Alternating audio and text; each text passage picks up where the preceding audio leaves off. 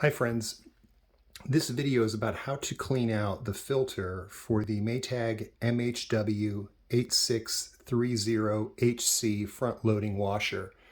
And you'll be able to do this in about 5 minutes. Hats off to Jon Bartosh.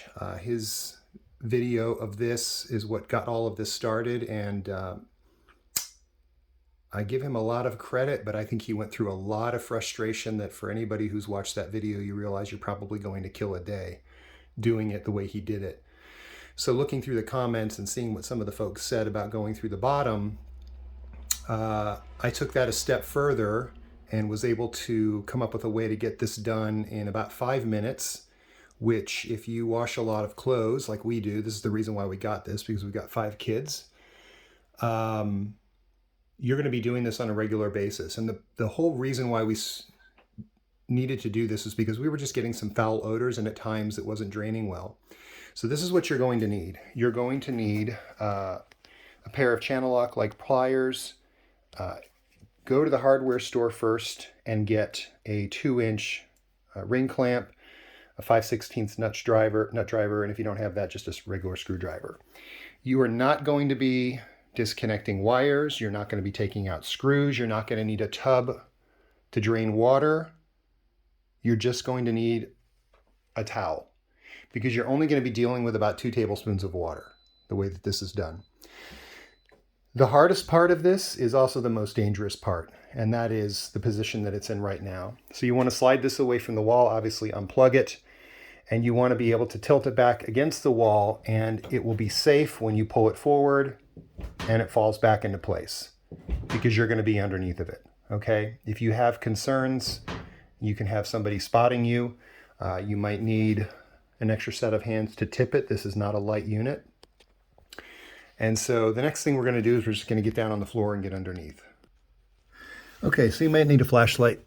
Once you get underneath, you're going to see this is where the pump unit is, or the drain. And this is where some folks have mentioned, popping out these 4 plugs and removing this whole unit, disconnecting these wiring harnesses. You don't have to do all of that. All you need is your channel lock pliers, and I've already started to do this, but you're going to come to this clamp, and you're going to remove this clamp and pull this hose off like I did here. And at this point, this is where you'll get maybe a couple tablespoons of water coming out of there. But you can just tuck this away up in here, or just let it hang, whatever. But in here, this is where the filter is. If you go to the 4-minute mark in Jon's video, you'll see actually how small that filter is in there. It's only about 1 inch to 1.5 inches square. And so you can just stick your finger in there and you can feel the whole bottom of that filter. And when I did that, I earned 25 cents. And that's pretty much taking up most of the filter. So we pulled that out.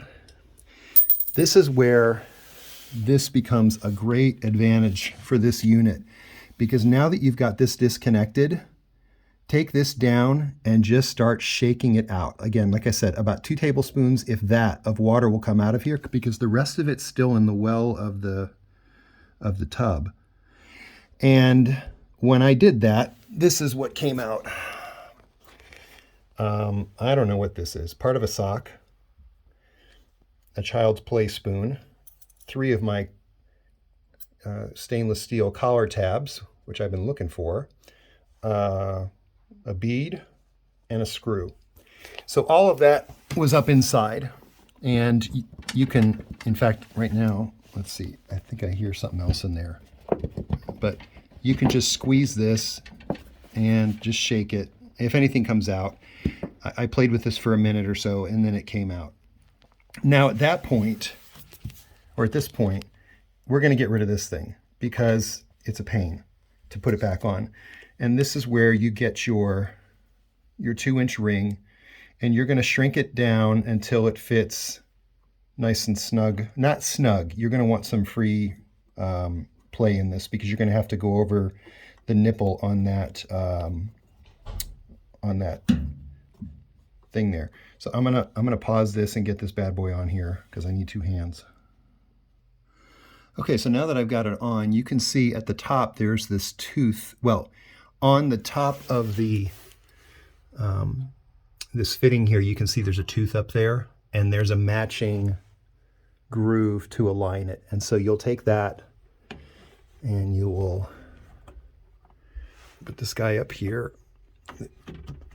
I am not a professional. I'm a professional DIY guy, but not a professional camera guy. And so I'm going to pause this and get this guy in place.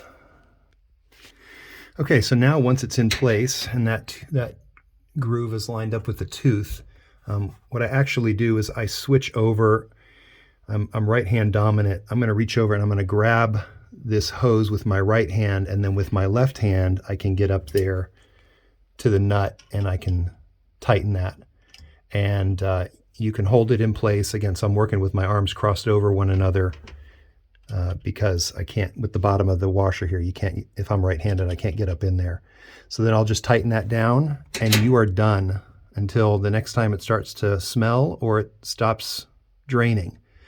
So again, when this is all done, it'll be less than 5 minutes. You'll be dealing with less than 2 tablespoons of water, no screws, no disconnecting wire harnesses, no taking the thing apart. That's it. Again, careful tipping this over, make sure it's secure against the wall, unplug it, and then you're good to go. All right? Hope it saves you many headaches. Take care.